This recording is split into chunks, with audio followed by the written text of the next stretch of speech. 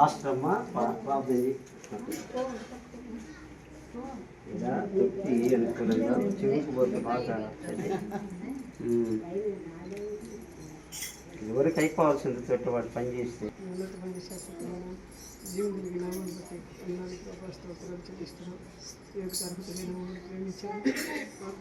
శిక్ష సమాచారం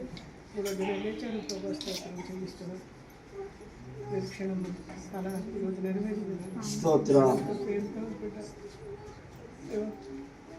అలా పెంచి ప్రార్థన చేసిన రోజు లేకపోతే బిడ్డ విషయంలో మీరు చూపునే ప్రయత్నిస్తాం ఆయన ఈ ఏడు సంతోషంతో ఏడుస్తున్నాను ఆయన ప్రభా కృపకులైన రాజా బిడ్డ ఆయన రక్షణ పొంది బాప్తీసం తీసుకుంటుండగా బిడ్డను జ్ఞాపకం చేసుకుని బలపరచండి ఆయన స్థిరపరచండి నిన్ను ఎవరు జీవిస్తావమ్మా చనిపోయే వరకు ప్రభు కొరకు నమ్మకంగా జీవిస్తావా ప్రభుతో సహవాసం కలిగి ప్రభుతోనే జీవించాలని మరి తీర్మానం తీసుకున్నావా ఎన్ని ఒడిదుడుకులు వచ్చినా ఎన్ని సమస్యలు వచ్చినా నేను ప్రభు కొరకే నిలిచి ప్రభుతోనే జీవిస్తాననే తీర్మానం తీసుకున్నావా? అయితే ఈ సమయంలో తండ్రి కుమార పరిశుద్ధాత్మ త్రియేక నామములో నీకు బాప్తిసం ఇస్తున్నాను. కూర్చొని కదలకుండా కూర్చోండి. ఏం తీసుకోండి.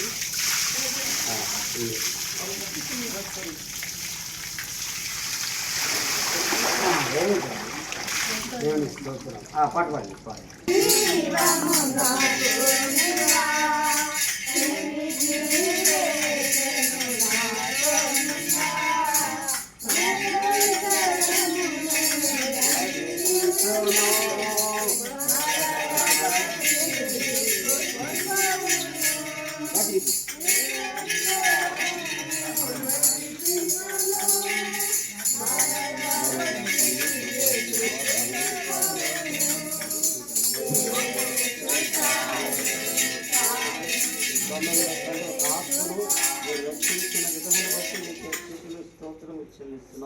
మనైనా ఇలాంటి ఆత్మలను మీరు అనేకంలో లేవనెత్తుకోమని ప్రార్థన చేస్తున్నాం.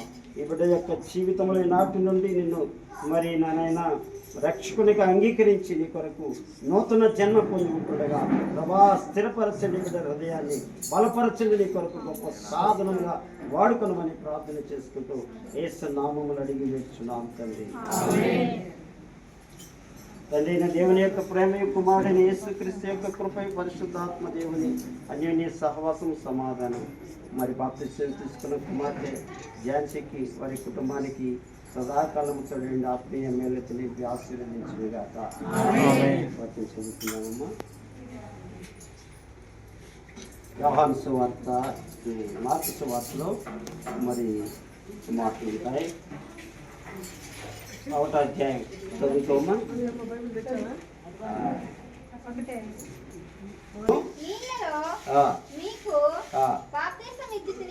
బాప్తిసం ఇస్తుంది కానీ ఆయన పరిశుద్ధాత్మలో బాప్తిసం ఇచ్చునని చెప్పి ప్రకటించుచుండెను.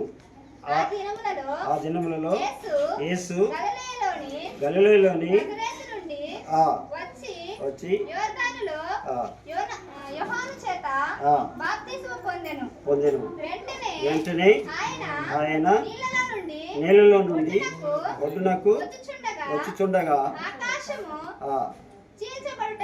చీల్చబడుటయు పరిశుద్ధాత్మ పావురం వలె మన మీదకి దిగివచ్చుటయు చూచెను. మరియు నీవు నా ప్రియ కుమారుడువు, నేను ఆనందించుతున్నానని ఒక శబ్దము ఆకాశం నుండి వచ్చెను. దేవుడి పరిశుద్ధ వాక్యము మన వినికిల్లో దీవించి ఆశీర్వదించుగా కామెంట్ వయస్సు బట్టలు మార్చుకుందమ్మా.